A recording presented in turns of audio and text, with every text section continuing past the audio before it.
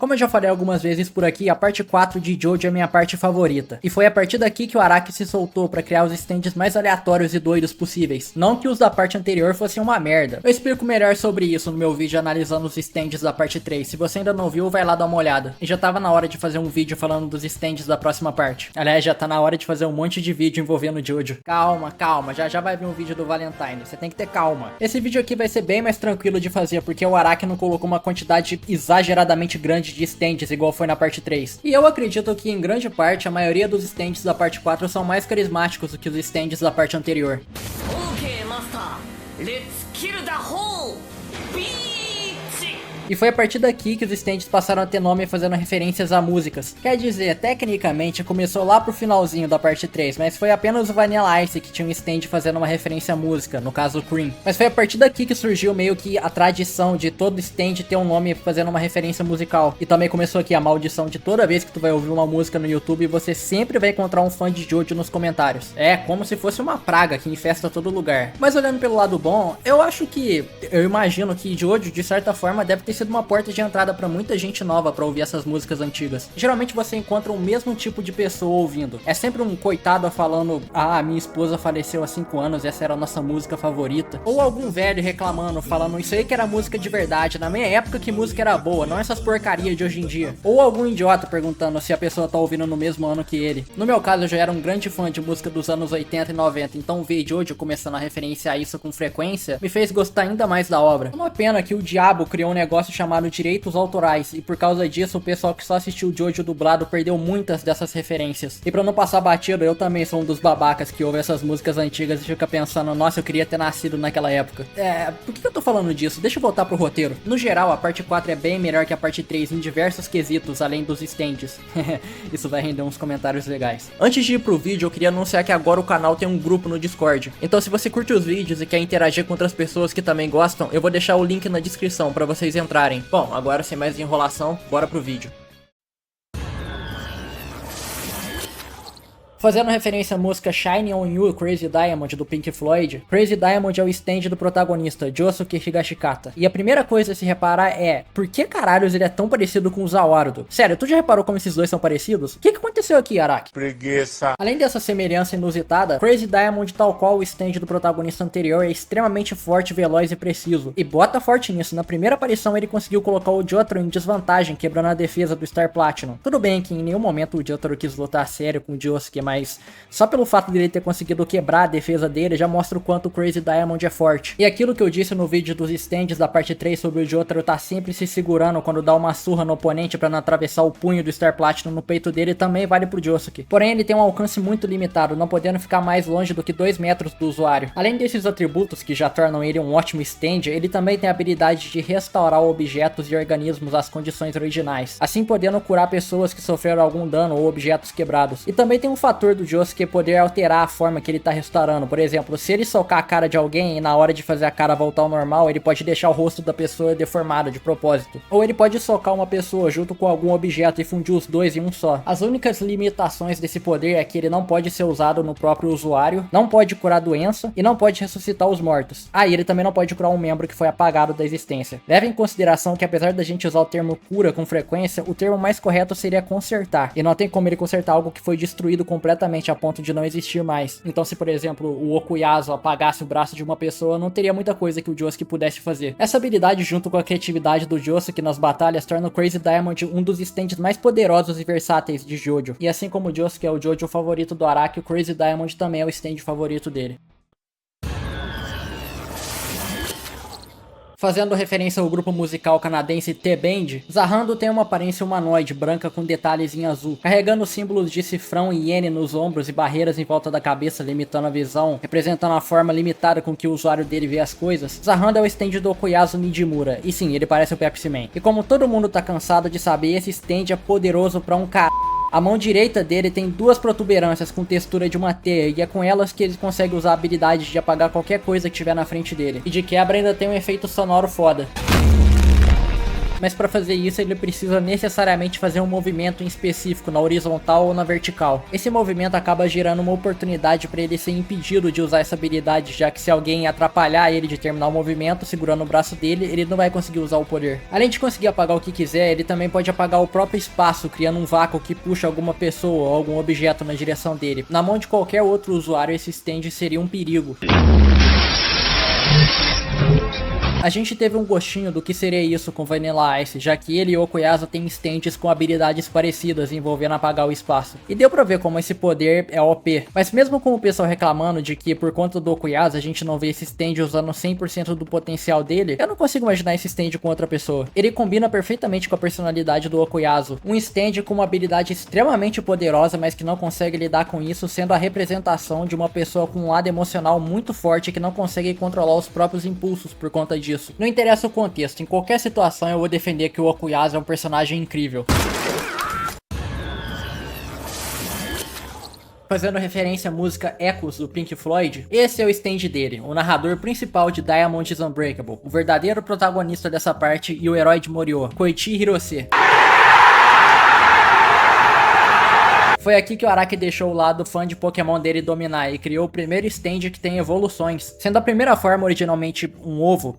Um ovo. O Koichi tava a um passo de virar o Yoshi de Jojo. E essa nem é a coisa mais estranha envolvendo o ovo em Jojo. Logo depois ele choca e se torna essa coisinha semelhante a uma larva. E ele não é lá essas coisas como um stand de batalha. A única habilidade ofensiva dele é escrever alguma palavra no inimigo e fazer essa palavra ressoar na mente dele, podendo assim influenciar as ações da pessoa, ou causar dor, dependendo da altura do som dessa palavra. Mas mesmo assim é uma habilidade bem fraca, já que se a pessoa tiver uma grande determinação, esse poder perde o efeito. A única característica realmente boa dessa primeira forma é o alcance, já que ele pode se afastar até 50 metros do Koichi, se tornando um ótimo stand de reconhecimento. Já na segunda forma, ele começa a tomar uma aparência mais humanoide, e a habilidade dele se torna mais útil. Agora ele consegue tornar real os sons que ele escreve em alguma superfície ou pessoa. Por exemplo, se ele escrever um som de explosão e alguém entrar em contato com essa escrita, a pessoa vai sofrer o impacto da explosão. Ou se ele escrever o som de algo elástico em alguma superfície sólida, aquela coisa vai ter a consistência semelhante de um elástico. Ele perdeu uma parte do alcance que tinha e se tornou um stand de alcance mais curto. Só que, ao meu ver, essa forma indiscutivelmente é muito melhor que a forma anterior. E por último, na terceira forma, ele tem uma aparência totalmente humanoide, parecendo uma criança robótica que obedece e conversa diretamente com o usuário. E agora ele perdeu totalmente todo o alcance que ele tinha, se tornando um stand de curto alcance. Em compensação, ele se torna muito mais rápido e mais forte. Porém, mesmo se tornando mais forte, ele ainda não é tão forte assim igual os outros, já que ele não conseguiu bater de frente com o Killer Queen. E agora ele tem a habilidade de aumentar o peso de algum alvo. Quanto mais próximo ele tiver desse alvo, mais pesado ele consegue deixar. E rapaz, o quanto esse poder foi útil durante essa parte é sacanagem. No fim das contas, foi só por causa dessa habilidade que o Kira perdeu lá pros últimos episódios. Eu não tava brincando quando eu disse que ele era o herói de Morio. Essa é a forma mais lembrada e carismática do Echoes, principalmente pelo fato dele falar as coisas que o Koichi pensa, mas não fala. SHIT. Isso pode ser uma opinião impopular, mas eu gosto muito mais da habilidade que ele tinha na segunda forma do que na terceira. A habilidade de escrever algum efeito sonoro e esse efeito vai causar uma reação relacionada a ele em quem encostar ou em algum objeto é um dos poderes mais criativos que eu já vi. Esse poder é tão legal que o Araki trouxe ele de volta na parte 7 com o Sandman. A diferença é que o Sandman consegue usar o Silent Way para escrever vários efeitos sonoros de uma vez, enquanto o Koichi tá limitado a escrever apenas um. É muito interessante também como essa variedade de formas e poderes é uma representação do quanto o Koichi evoluiu e cresceu durante essa parte. Começando como uma pessoa comum que mal conseguia entender o que estava acontecendo, até se tornar a pessoa que no último segundo impediu o vilão de completar o plano dele. Acho que esse aqui dispensa apresentação. Existe um debate sobre o Star Platinum da parte 4 ter sido nerfado em comparação com o da parte 3. Isso é verdade e ao mesmo tempo não é. Não, o Star Platinum não ficou mais fraco fisicamente. Ele continua com a mesma força de sempre. Acho que o que dá a impressão de que ele supostamente estaria mais fraco é o fato da gente ter visto ele entrando em combate pouquíssimas vezes durante essa parte. E o fato de que no episódio que ele tem um destaque maior e ele perde pra um rato também não ajuda muito. Ah, para!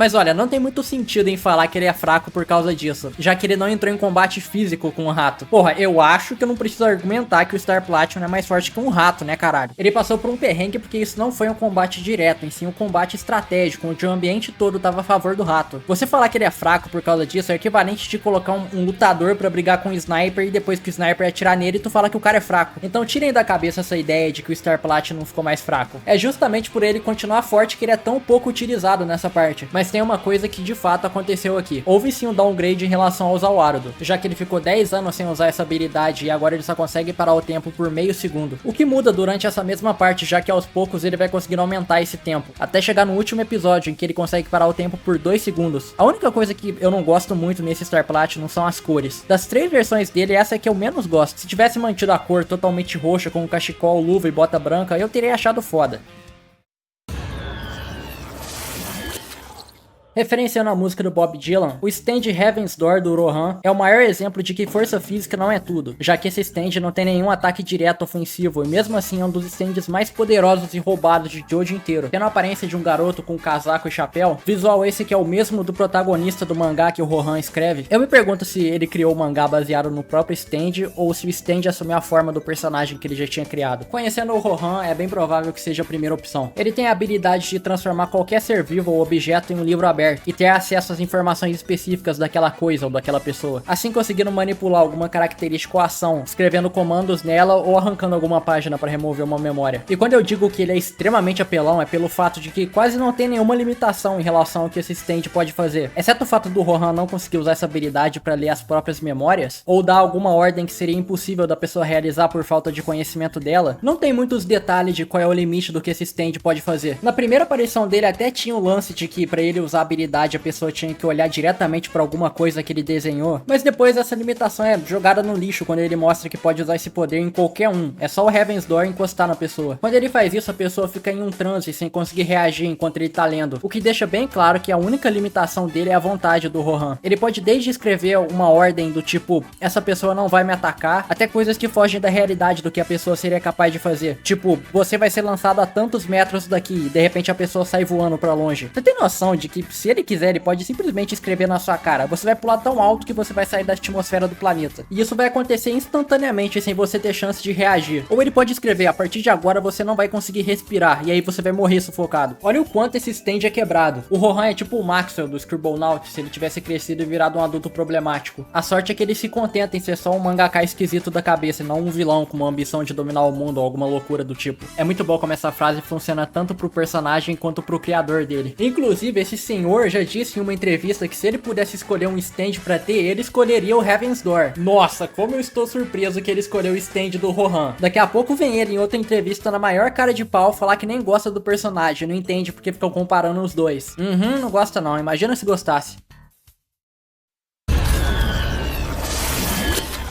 Referenciando o álbum Aqua, da banda inglesa Ásia, se manifestando como um pequeno humanoide com um corpo líquido coberto de olhos, visual que foi inspirado em estatuetas Dogu do Japão antigo, o stand do Ângelo consegue ser tão perturbador quanto ele, já que a forma que essa coisa mata as pessoas é completamente brutal. Por ser basicamente um líquido em forma de corpo, ele não sofre danos por ataques diretos, o que por consequência também faz ele ser um stand bem fraco fisicamente, já que ele não consegue entrar em combate direto. Ele não é forte o bastante nem pra quebrar uma garrafa de vidro. Porém, se ele conseguir entrar no corpo de uma pessoa, ele pode controlar ela, ou dilacerar ela completamente de dentro pra fora. O que a gente viu acontecer aí, não foi nada bonito. Sério, quem faz isso, caralho? Qual que é o problema desse cara? Tá aí mais uma frase que vale tanto pro personagem quanto pro criador dele. Além dessa habilidade, ele também pode mudar a forma do corpo pra uma forma gasosa, ou se camuflar como qualquer outro tipo de líquido pra ficar mais fácil de enganar alguém e entrar no corpo dela. Cerveza cristal.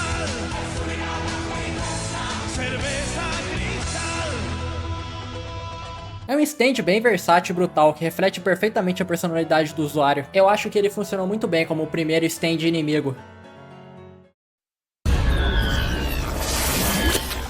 Referenciando a banda de mesmo nome, Bad Company é o stand do irmão do Okuyasu, sendo basicamente um mini batalhão composto de soldadinhos, tanques e helicópteros. Eu admito que, de primeira, eu não tava levando esse stand muito a sério. O Keiichi ficou fazendo várias pequenas aparições durante o início dessa parte, criando a expectativa de que ele podia até ser o vilão principal. E a última coisa que eu esperava do stand dele é que seria uns soldadinhos de brinquedo. Mas vendo ele em ação, ele me convenceu de que é um stand até que bem efetivo. Ele é o primeiro stand do tipo coletivo que aparece em Jojo, já que são pequenos stands juntos atacando com armas, bombas e mísseis, e de fato causam um dano letal na mão de um usuário que estrategicamente luta em um ambiente fechado, o que dá uma grande vantagem pra ele. E é uma sacada legal que o stand do Keiichi, que é alguém que praticamente perdeu a infância por causa dos problemas com o pai abusivo, ser um brinquedo representando uma parte de dentro dele que ainda é aquela criança.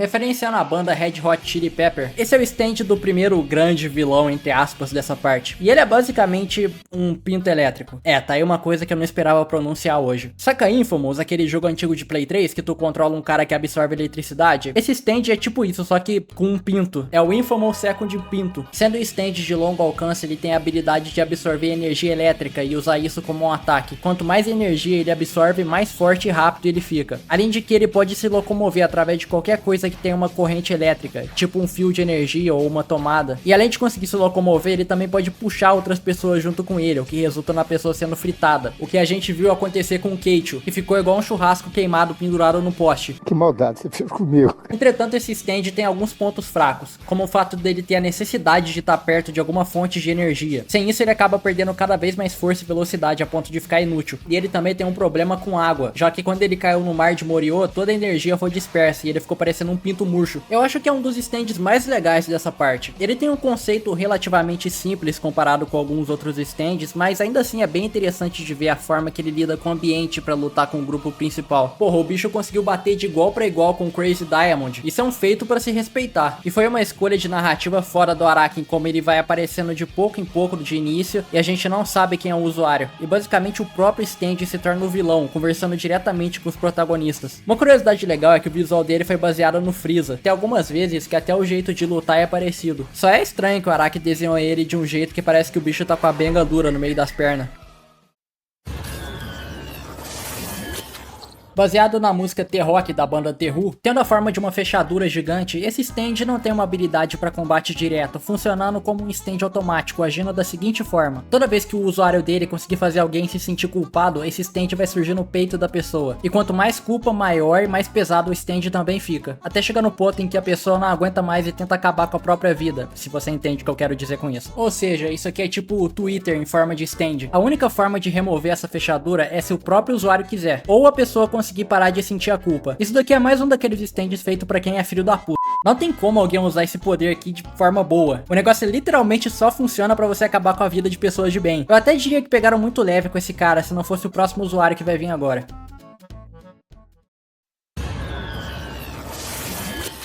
Fazendo referência à banda Surface, esse stand é um manequim de madeira que, ao ficar de frente a frente com uma pessoa, consegue imitar a aparência dela perfeitamente. A única coisa que entrega não ser a mesma pessoa é um parafuso no meio da testa. Quando tá transformado, ele consegue obrigar a pessoa a realizar os mesmos movimentos que ele, assim conseguindo fazer a pessoa causar um dano nela mesma. Por mais que ele adote a aparência de alguém, ele continua sendo um manequim por dentro. Então se alguém tentar bater nele, vai ser como se a pessoa estivesse socando um pedaço de madeira. Uma característica interessante é que, igual o Echoes, esse stand também tem consciência própria. Ele faz o que o Hazamada ordena, mas é justamente porque ele precisa ordenar. Ele não controla de forma direta igual os outros stands. Inclusive, ele já recusou seguir ordens do Hazamada, como ele mesmo comenta em um trecho em que ele diz ter ordenado o stand copiar a aparência de uma menina da sala que ele gosta, e quando ele tentou transar com ele, o stand se recusou e saiu de perto. Cara, eu juro, o Hazamada é o personagem mais patético de Jojo inteiro. O cara fez um colega de sala furar o próprio olho por causa de uma briga. O moleque fica com esses papo merda de nenhuma mulher quer ficar comigo porque todas elas têm personalidade ruim. Ele sente prazer em abusar de animais que não podem se defender. Fica se imaginando abusando daquele jeito de uma garota da sala dele. Fala sério, a surra que esse moleque tomou foi muito pouco comparado com o que ele merecia. Você percebe o quanto ele é um merda quando nem o próprio stand gosta dele. A representação da alma do cara não gosta dele mesmo. O mais patético é a própria habilidade do stand, que reflete em certo grau que ele tem noção do fracasso de pessoa que ele é, já que ele mostra como ele gostaria de ser qualquer outra pessoa que não seja ele mesmo. Inclusive, isso vale pra qualquer um desses esquisitos que ficam falando todo tipo de absurdo pela internet. Esses caras não pensariam duas vezes em trocar de lugar com alguém que não é frustrado igual eles.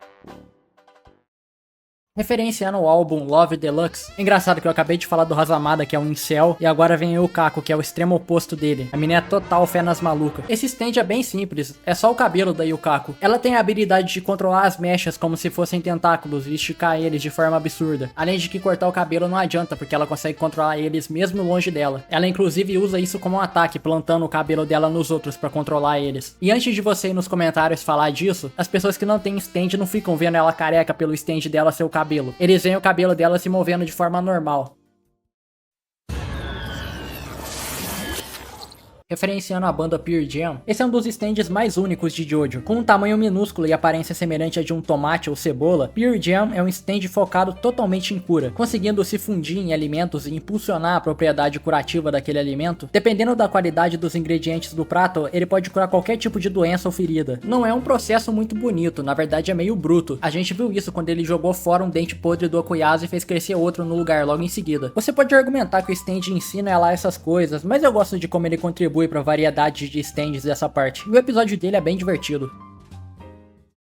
Baseado no 7º álbum da banda U2, o stand da Shizuka Joestar talvez seja o stand mais simples de Jojo inteiro. Ele tem a habilidade de deixar a Shizuka ou qualquer outra coisa em volta dela invisível, de acordo com o estresse que ela tá passando. O próprio Araki já disse que esse stand só existe porque ele queria escrever uma história entre o Josuke e o Joseph, o que explica porque o stand é muito mais uma inconveniência do que uma habilidade em si que está sendo usada contra eles.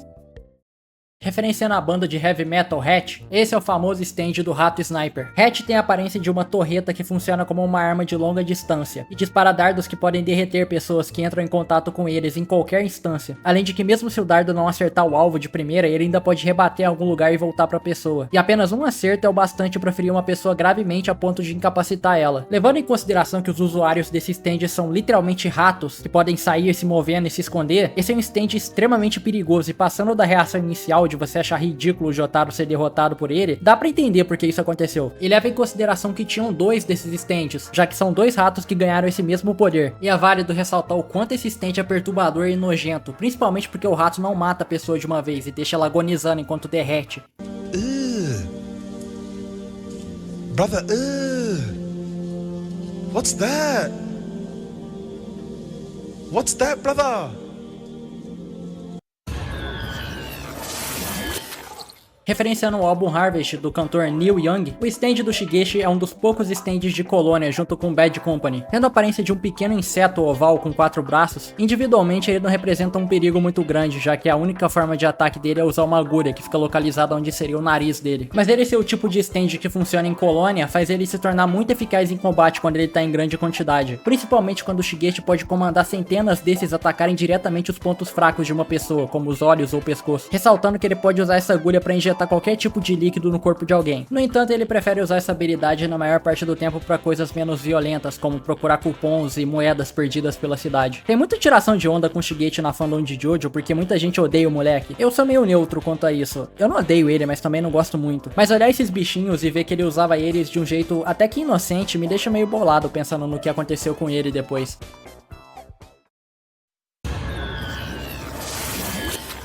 Referenciando a banda de glam metal, Cinderella tem a forma de um robô feminino todo rosado com seios evidentes e olhos que parecem óculos. Esse é um daqueles stands extremamente específicos. Ela tem a habilidade de modificar partes da aparência de uma pessoa e com isso alterar o destino, influenciando a vida amorosa dela. A pessoa passa por um processo delicado enquanto isso acontece, e depois de ser feito, eles não são permanentes e duram só por meia hora, coisa que a usuária Aya usa como vantagem para conseguir dinheiro das pessoas que pagam por isso. A mulher usou o stand para abrir um negócio e ganhar dinheiro com o poder. Nossa, não tem jeito, é uma mestre do capitalismo. É se bem que o Tonio também fez isso. Entretanto, existe uma forma de manter os efeitos permanentemente, só que vem com algumas condições, porque alterar o destino por muito tempo requer um grande custo de energia. Quando a forma permanente é aplicada, a pessoa precisa usar um batom especial de meia em meia hora por 24 horas. Se isso não for feito, o rosto da pessoa começa a se deformar até ela se tornar completamente horrível, o que pode ser revertido pela própria Aya, se ela tiver com vontade. Ela também tem a habilidade de substituir a aparência de uma pessoa por outra, e nesse caso as mudanças são de fato permanentes, como nós vemos acontecer com Kira quando ele assumiu a aparência de Kosako.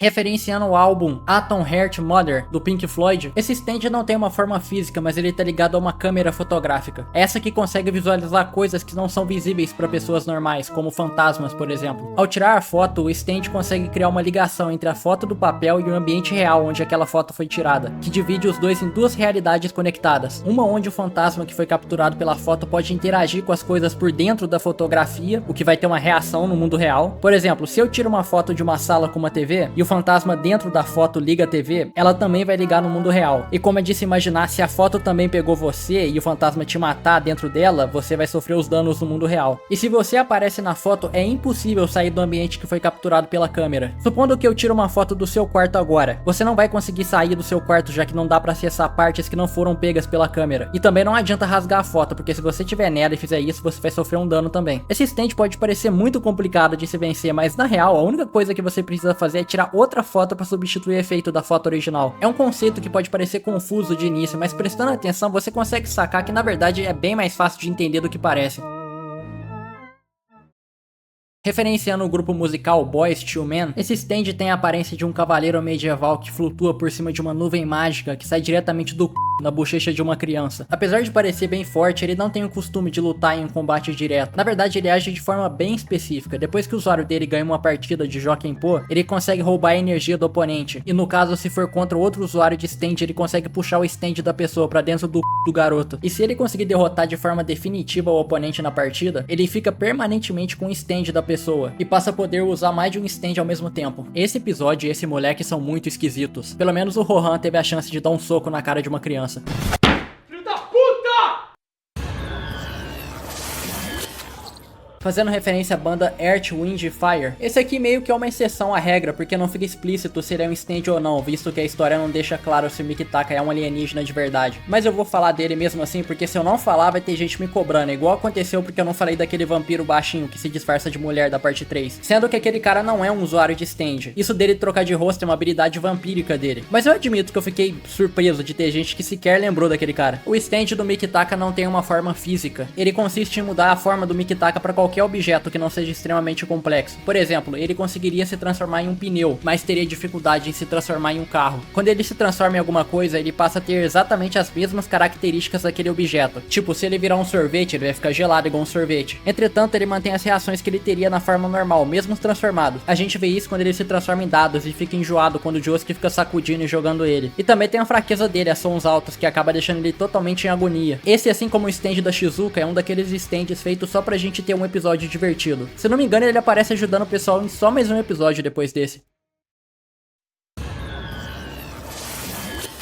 Referenciando a música Highway Star da banda Deep Purple, ele é um stand humanoide roxo e preto com as cores formando um xadrez que tá praticamente pelado. Aliás, tem gente que fala que ele é o stand mais gay de Jojo por causa disso. E o bicho é um canivete suíço em forma de stand, o cara usa 3 habilidades ao mesmo tempo. Ele é um stand extremamente rápido e de longo alcance, bota longo nisso, já que ele ficou correndo atrás do Josuke do outro lado da cidade de distância da onde o usuário dele tava. Ele tem a habilidade de criar uma sala ilusória pra atrair alguma pessoa, e dependendo de como é a pessoa, a ilusão do que tá acontecendo nessa sala para atrair ela muda. E assim que a pessoa entra nessa sala, ele consegue sentir o cheiro dela, o que torna ela um alvo que ele vai perseguir incansavelmente. Esse olfato apurado é tão preciso que depois de sentir o cheiro de alguém, ele consegue descobrir onde a pessoa tá, independente do lugar. Durante a perseguição, ele pode dividir o corpo em diversos pedaços horizontais para ficar mais fácil de atravessar lugares estreitos, ou se esquivar de ataques. Mas quando ele faz isso, ele também tá dando um tiro no próprio pé, porque ele perde completamente a noção do que tá acontecendo em volta dele. Ele só consegue focar em perseguir a pessoa. Mas a principal habilidade funciona quando ele finalmente alcança o oponente. Ao encostar em alguém, ele consegue sugar todos os nutrientes do corpo dessa pessoa e passar pro usuário dele. Nesse processo, a pessoa fica fraca e com o esqueleto visível. A gente não viu chegar a esse ponto, mas ao que tudo indica, se ele quiser, ele pode sugar toda a energia do corpo da pessoa a ponto dela morrer.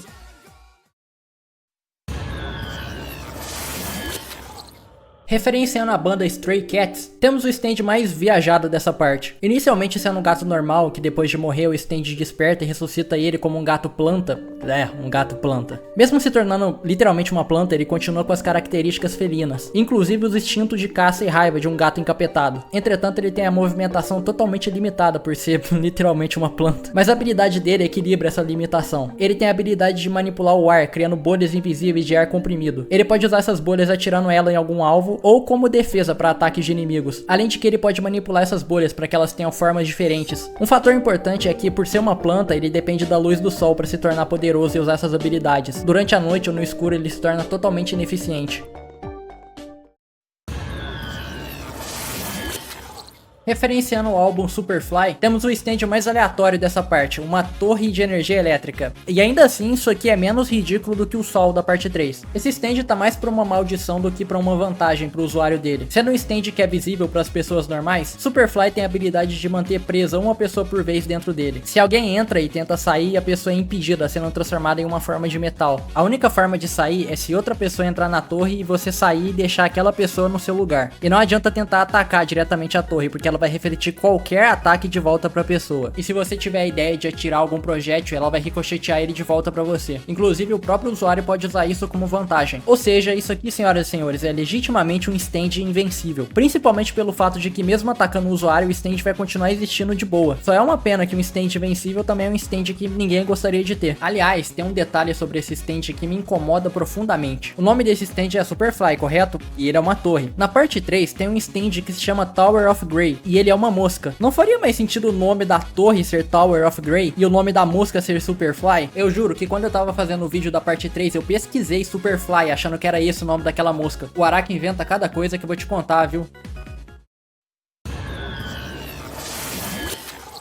Referenciando o grupo musical alemão Enigma, Enigma é um stand humanoide roxo com linhas no corpo semelhante a interrogações. Ele não é um stand com habilidades para combate direto. O poder dele consiste em transformar qualquer coisa em um pedaço de papel. E quando eu digo qualquer coisa, é qualquer coisa mesmo. O cara guardou um carro num pedaço de papel. E obviamente ele também consegue fazer isso com pessoas, incluindo ele mesmo. Só que quando ele vai fazer isso, ele precisa antes identificar alguma mania que essa pessoa tem quando ela tá com medo. Só depois de perceber essa mania, ele consegue usar a habilidade na pessoa. E nesse estado ele pode guardar a pessoa e prender ela pra sempre, ou até mesmo rasgar o papel pra causar dano na pessoa que tá dentro. Referenciando a banda Cheap Trick, temos aqui o stand mais desgraçado dessa parte. Cheap Trick é um stand que tem consciência própria e que age independente da vontade do usuário. Sendo praticamente um parasita, ele precisa encontrar uma pessoa para se tornar um novo usuário dele. Quando isso acontece, ele se prende nas costas da pessoa, de forma que é impossível tirar ele à força sem acabar morrendo junto. A única forma dele sair é se outra pessoa olhar para as costas da pessoa que ele tá agarrado, o que vai fazer com que ele largue o usuário atual, matando ele instantaneamente, e se agarre nas costas dessa nova pessoa. Como ele passa a ser o novo stand do indivíduo, se você tentar causar algum dano nele, isso acaba refletindo em você. Além disso, ele tem a habilidade de conseguir se comunicar com qualquer ser vivo, o que é útil quando ele pode manipular as pessoas em volta da vítima dele para que de algum modo essas pessoas olhem para as costas do pobre coitado. Esse stand quase seria um stand invencível. Só não é porque o Rohan teve a ideia de usar o beco dos fantasmas para derrotar ele. Mas se essa coisinha não tivesse em Morio, onde tem esse beco, seria praticamente impossível derrotar ele.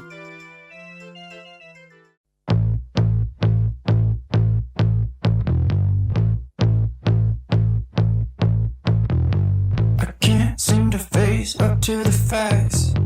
I'm tense and nervous and I can't relax. Referenciando a música do Queen, Killer Queen é o stand antagonista principal da parte 4. Tendo um corpo rosa humanoide com características que se assemelham a um gato, como as orelhas e os olhos, além de ter vários detalhes fazendo referência a esqueletos no corpo, e a característica mais marcante, ele tem sempre a mesma expressão de um completo vazio de emoção no rosto. No máximo aconteceu 2 vezes durante essa parte inteira dele expressar alguma emoção, o que contribui ainda mais com a aura psicótica e cruel do Kira. A representação da alma dele mostra o quanto ele é totalmente perturbado e vazio por dentro. Mas pra tirar um pouco dessa seriedade toda, é sempre bom lembrar que o Killer Queen, sem nenhuma razão aparente, tem um frigobar no lugar da barriga. Ele é tipo o Bender guardando as coisas dentro dele mesmo. Apesar do visual intimidador, ele não demonstra ser grande coisa no combate direto, já que ele prefere evitar a todo custo chegar no ponto de ter que lutar desse jeito. E a única vez que ele lutou assim e deu certo foi contra uma criança, mas são as habilidades que ele usa no lugar de sair na mão que torna ele um stand tão sinistro. Killer Queen tem 2 habilidades extremamente mortais. A primeira é conseguir transformar qualquer coisa em uma bomba. Ele pode usar isso em objetos e pessoas, controlando se a explosão vai acontecer automaticamente quando alguém encostar, ou ele mesmo pode explodir quando quiser, fazendo um gesto de que tá apertando um detonador. Ele também consegue controlar o tamanho da explosão, já que em alguns momentos ele detona causando uma explosão gigante, e em outros ele causa uma explosão minúscula. Tem um momento que ele simplesmente desintegra uma mão sem causar explosão nenhuma. Ele também pode escolher explodir partes específicas do corpo de alguém, como a gente viu ele explodindo o corpo de uma garota e deixando só a mão dela. dela. Essa explosão é tão efetiva que ela não deixa nenhum rastro da pessoa, apagando ela da existência num piscar de olhos. Porém, o ponto fraco dessa técnica é que o Kira só pode plantar uma bomba por vez. Eu acho que o detalhe mais macabro disso é que o Kira na maior parte do tempo usa o Killer Queen pra atacar pessoas comuns, e essas pessoas não conseguem ver ou ouvir a explosão. Tu já parou pra pensar como foi esse momento aqui na perspectiva da garota? Ela viu um esquisito entrando no apartamento, colocando a mão na testa do namorado dela, e de um segundo pro outro o mano foi desintegrado, sem explicação nenhuma, na frente dela. E esse momento também serve pra mostrar que o Kira em alguns momentos não precisa nem usar a estratégia de plantar a bomba em um lugar onde a pessoa provavelmente vai encostar. Ele pode simplesmente matar a pessoa encostando o dedo nela. E se isso não der certo, bom, tem a segunda habilidade que eu citei.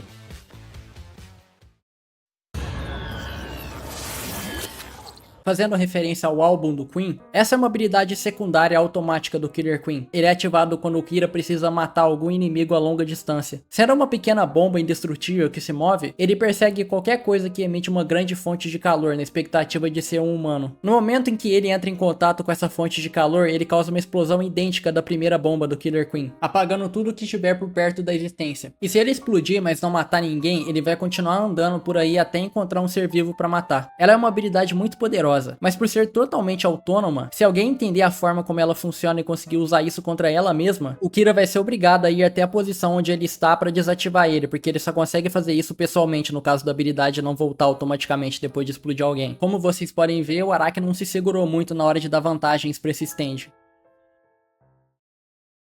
Bom, acho que é isso, chegamos ao fim de mais um vídeo, eu espero que vocês tenham gostado.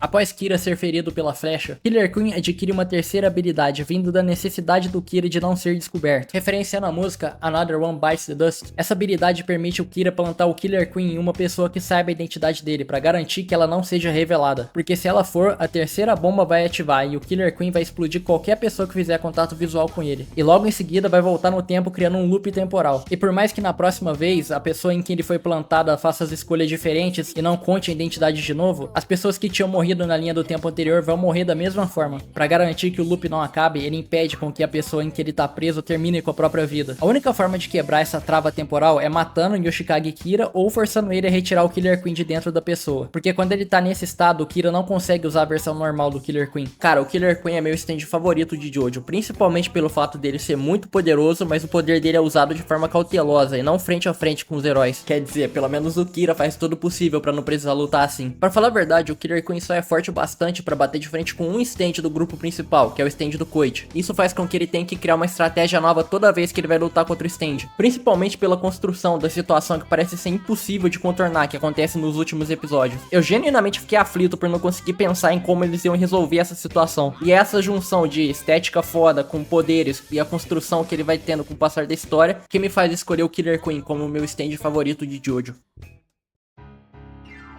Bom, agora sim chegamos no final do vídeo. Como eu disse, no geral, os stands dessa parte são bem mais interessantes do que os stands da parte anterior, na minha opinião. Eu sei que eu sou suspeito pra falar porque a parte 4 é minha parte favorita, mas pô, é inegável que os stands do grupo principal usam os poderes de forma muito mais criativas e variadas do que os anteriores. Deixa aí nos comentários qual o seu stand favorito dessa parte. Ah é, e não esquece de participar do servidor do canal no Discord, que tá na descrição desse vídeo. Se você curtiu, deixa um like, considera se inscrever e até o próximo vídeo.